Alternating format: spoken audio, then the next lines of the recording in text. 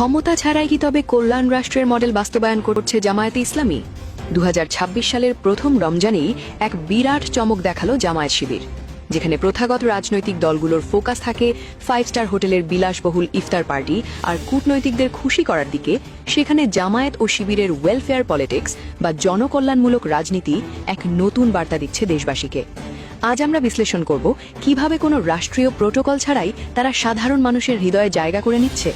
শুরুতেই নজর দেওয়া যাক ঢাকা বিশ্ববিদ্যালয় ক্যাম্পাসের দিকে। রমজানকে বরণ করে নিতে পুরো ক্যাম্পাস এবং সংলগ্ন এলাকায় যে বর্ণাঢ্য সাজসজ্জা করা হয়েছে, রাষ্ট্রবিজ্ঞানের ভাষায় একে বলা হয় সফট পাওয়ার ব্র্যান্ডিং। কোনো পেশিশক্তি বা উস্কানিমূলক স্লোগান নেই, কেবল উৎসবের আমেজ দিয়ে সাধারণ শিক্ষার্থীদের মনে একটি ইতিবাচক জায়গা তৈরি করা হচ্ছে। তবে সবচেয়ে বড় চমক ছিল সাধারণ শিক্ষার্থী, রিকশা চালক এবং পথচারীদের জন্য উন্মুক্ত ইফতারের আয়োজন।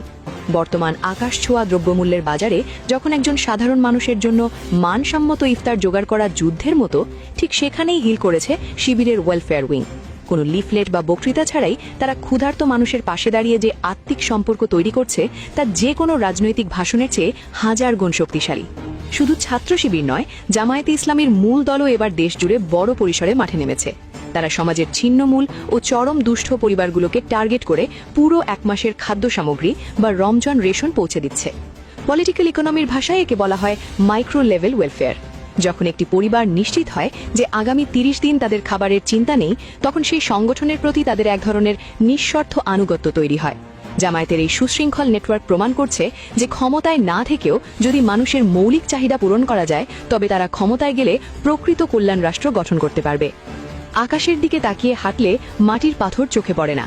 আমাদের দেশের অধিকাংশ নেতা যখন এলিট শ্রেণীর দিকে তাকিয়ে রাজনীতি করেন, জামায়াতের আমির তখন মাটির মানুষের দিকে তাকিয়ে এক নতুন বার্তা দিলেন।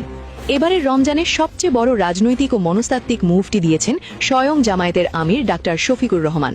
প্রথাগত রাজনীতির ব্যাকরণ অনুযায়ী প্রথম রোজার ইফতার হয় বড় কোনো হোটেলে কূটনৈতিকদের নিয়ে, যাকে বলা হয় ইফতার ডিপ্লোমেসি।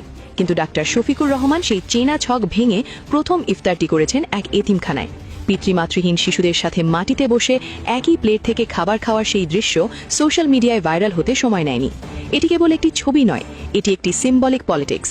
তিনি সুকৌশলে দেশের মানুষকে বোঝাতে চাইলেন যে জামায়াতের কাছে ভিআইপি হল দেশের এতিম ও সাধারণ মানুষ, কোনো বিদেশি কূটনৈতিক বা এলিট শ্রেণী নয়। পলিটিক্যাল সাইকোলজিতে একে বলা হয় এমপ্যাথি ড্রিভেন লিডারশিপ বা সহানুভূতিশীল নেতৃত্ব। তবে জামায়াতের এই সফট পাওয়ার কৌশল প্রতিপক্ষ বা প্রশাসনের জন্য বড় দুশ্চিন্তার কারণ হতে পারে।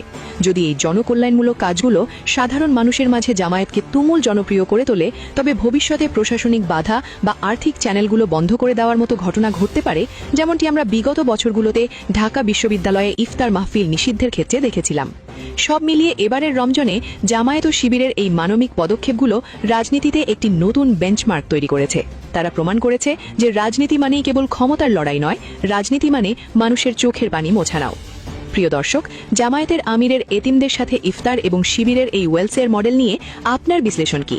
এটি কি শুধুই একটি নিখুঁত রাজনৈতিক কৌশল, নাকি সত্যিই একটি কল্যাণ রাষ্ট্র গড়ার নীরব প্রস্তুতি?